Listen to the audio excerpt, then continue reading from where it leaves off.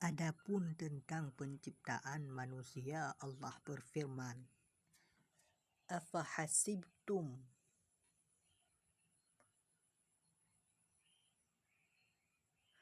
annama khalaqnakum abasan wa annakum ilaina la turja'un. Maka apakah kamu mengira bahwa kami menciptakan kamu main-main tanpa ada maksud, dan bahwa kamu tidak akan dikembalikan kepada kami? Al-Mu'minun 115. Dengan demikian, segala sesuatu diciptakan Allah dengan tugas dan tujuan tertentu. Tugas manusia adalah beribadah kepada Allah, yakni melaksanakan perintahnya dan menjauhi larangannya. Dan tujuannya adalah mendapat ridha-Nya, yang semua itu dapat hidup bahagia di dunia dan selamat di akhirat. Wa ma umiru illa liya'budullaha mukhlishina lahuddin hunafa'a wa yuqimus salata wa yu'tuz zakata wa dzalika dinul qayyimah. Padahal mereka hanya diperintah menyembah Allah dengan ikhlas, menaatinya semata-mata karena menjalankan agama, dan juga agar melaksanakan salat dan menunaikan zakat. Dan yang demikian itulah agama yang lurus benar.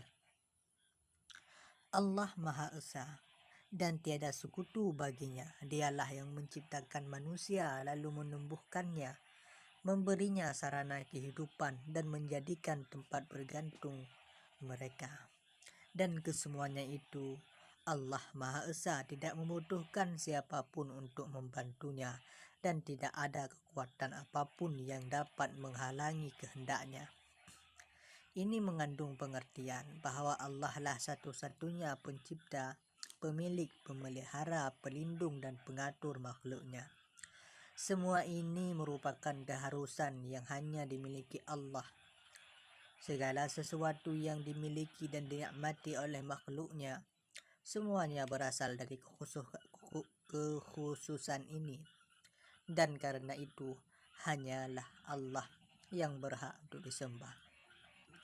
Inilah yang dimaksud dengan tauhid rububiyah, yakni pengakuan bahwa hanya Allah lah satu-satunya pemegang hak atas penciptaan, pemilikan, perlindungan, dan pengaturan makhluknya. Dalam satu tarikan nafas yang sama juga ditegaskan bahwa Allah yang menciptakan manusia, maka hanya Allah lah yang maha tahu tentang hakikat diri dan karakter manusia, tentang kebutuhan dan tujuan hidupnya, tentang mana yang baik dan mana yang buruk bagi mereka. Karena itu hanya peraturan yang datang darinya saja yang dapat mengantarkan manusia dalam mencapai tujuan hidupnya. Pengakuan bahwa hanya Allah yang berhak menentukan hukum dan aturan bagi manusia. Dan karena itu peraturannya harus diikuti, disebut dengan tauhid uluhiyah, yakni keyakinan bahwa hanya Allah lah satu-satunya pemegang hak atas penetapan hukum dan aturan. Dan karena itu pula hanya dia pula lah yang berhak untuk ditaati. Dengan demikian, tauhid rububiyah dan tauhid uluhiyah merupakan satu kesatuan yang tidak dapat dipisahkan satu sama lain, seperti tidak dapat dipisahkannya iman dari Islam. Dari keimanan kepada Allah disebut dengan akidah, maka peraturan yang ditetapkan Allah bagi manusia disebut dengan syariah.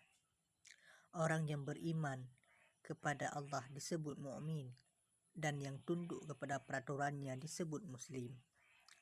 Panduan dari akidah dan syariah ini disebut dengan al-Islam, yakni agama Islam. Karena itu Mahmud Shaltut menulis buku berjudul Al-Islam, Aqidah wa Syariah, menegaskan bahwa akidah dan syariah merupakan satu kesatuan yang tidak dapat dipisahkan.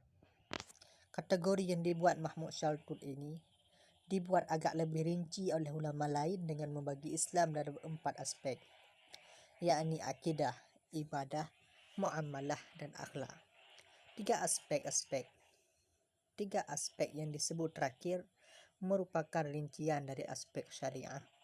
Dalam kategori Mahmud Shaltun, ibadah dalam kategori ini dipahami sebagai suatu interaksi murni antara seorang hamba dengan penciptanya.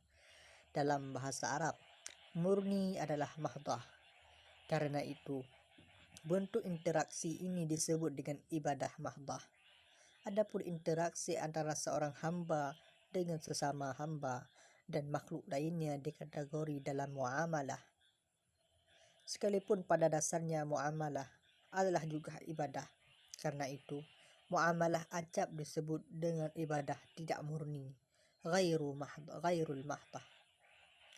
Dilihat dari tata cara dan bentuk pengamalannya, kedua aspek tersebut memang memiliki perbedaan. Dalam ibadah mahdah, tata cara atau kaifiatnya ditentukan oleh Allah dan dicontohkan oleh Rasulnya. Sedangkan dalam ibadah ghairul mahdah, Allah memberikan prinsip-prinsip umum, sedangkan tata caranya dibuat oleh manusia. Contoh untuk yang pertama adalah salat, sedangkan contoh untuk yang kedua adalah jual beli. Salat adalah suatu bentuk ibadah yang sejak dari tata cara hingga bacaannya ditetapkan oleh Allah dan dicontohkan Rasulnya. Di situ manusia tidak memiliki hak untuk melakukan intervensi. Sifatnya ta'abbudi. Artinya ia harus diterima apa adanya tanpa reserve. Sejauh yang dapat dilakukan manusia hanyalah menggali hikmah-hikmah yang terdapat di dalamnya. Kaedah yang berlaku di sini adalah tidak melakukan sesuatu kecuali yang jelas-jelas diperintahkan. Sementara itu, ibadah ghairul mahdah adalah ibadah yang petunjuk umumnya ditemukan di dalam Al-Quran atau Sunnah Rasul, tetapi tidak ditemukan rincian teknisnya, sehingga terbuka ruang ijtihad yang sangat luas bagi manusia. Prinsip yang berlaku di sini adalah lakukan apa saja kecuali yang jelas-jelas dilarang. Sementara itu, akhlak dipahami sebagai ajaran-ajaran yang menyangkut nilai-nilai dan moralitas, baik dalam hubungan dengan seorang hamba dengan Khaliknya maupun antara seorang hamba dengan sesama hambanya. Jika akidah dimaknai sebagai keyakinan terhadap rububiyah dan uluhiyah Allah dan syariah, yang dalam kategori Shaltun mencakup muamalah dan akhlak, sebagai aturan dan hukum yang berkaitan dengan interaksi manusia dengan sesama manusia dan alam semesta. Maka sebenarnya kedua aspek tersebut merupakan turunan dari konsep hablum minallah dan hablum minan nas yang diperkenalkan Al-Quran. Hablum minallah adalah interaksi manusia dengan Khaliknya, baik dalam bentuk akidah maupun ibadah mahdah. Sedangkan hablum minan nas adalah hubungan manusia dengan sesama manusia dan alam semesta, yang mencakup muamalah dan akhlak. Kedua hubungan ini harus dijaga secara serempak dan seimbang, tanpa ada pemisahan dan prioritas. Memberi perhatian yang tinggi pada satu aspek seraya mengorbankan aspek lainnya akan menimbulkan dampak yang serius, yakni kehinaan dan kesengsaraan dalam hubungannya dengan pengamalan Al-Quran. Sikap yang demikian itu dapat dikategorikan sebagai menerima sebagian isi Al-Quran dan menolak sebagian yang lain, seperti yang dilakukan orang-orang ahlul kitab terhadap kitab suci mereka. Tentang sikap ahlul kitab yang seperti ini, Al-Quran melontarkan pertanyaan kepada mereka, afatu'minuna bi ba'dil kitab wa takfuruna bi ba'd, fama jaza'u man yaf'alu dhalika minkum illa khizyun fil hayati dunya wa yawmal qiyamati yuradduna ila asyaddil adab wa ma Allahu bighafilin amma ta'malun. Apakah kamu beriman kepada sebahagian kitab Taurat dan ingkar kepada sebahagian yang lain? Maka tidak ada balasan yang pantas bagi orang yang berbuat demikian di antara kamu selain kenistaan dalam kehidupan dunia, dan pada hari kiamat mereka dikembalikan kepada azab yang paling berat.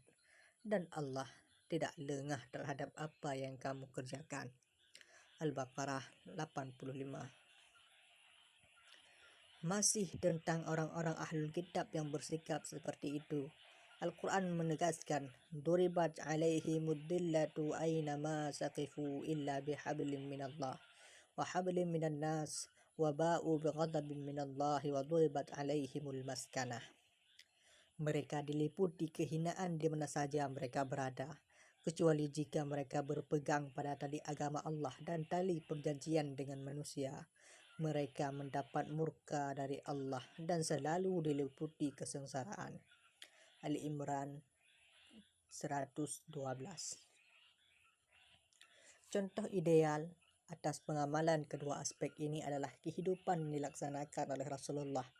Beliau tekun dan khusyuk dalam menjalankan ibadah kepada Allah, tapi juga bermasyarakat.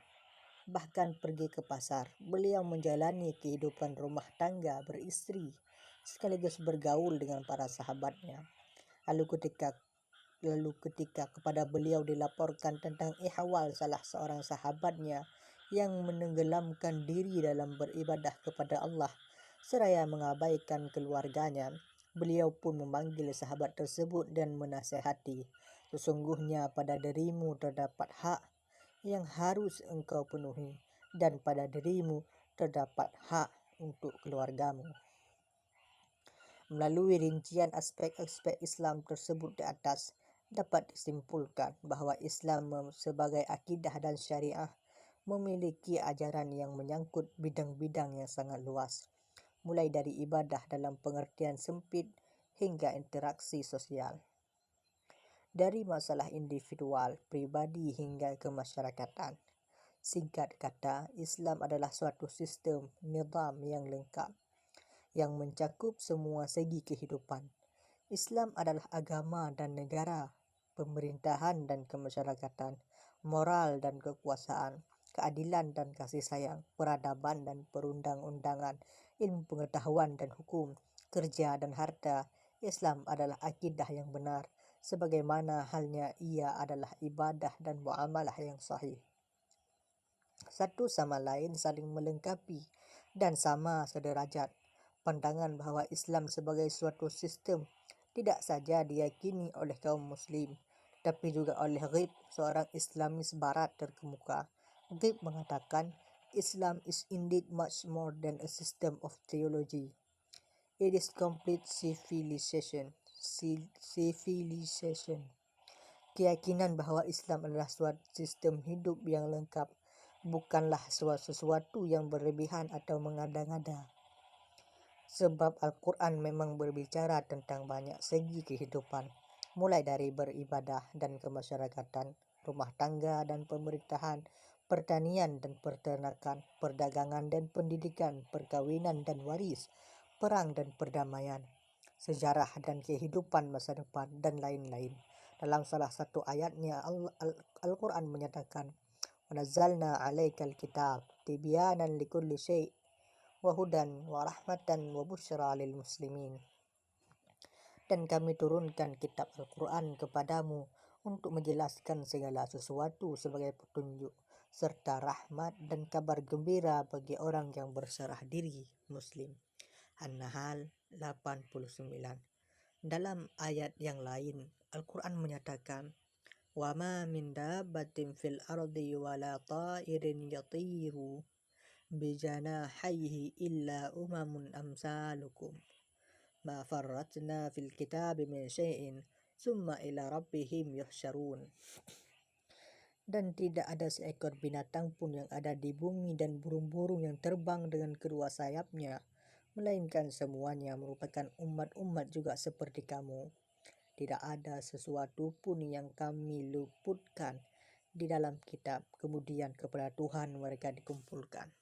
Al-An'am 38.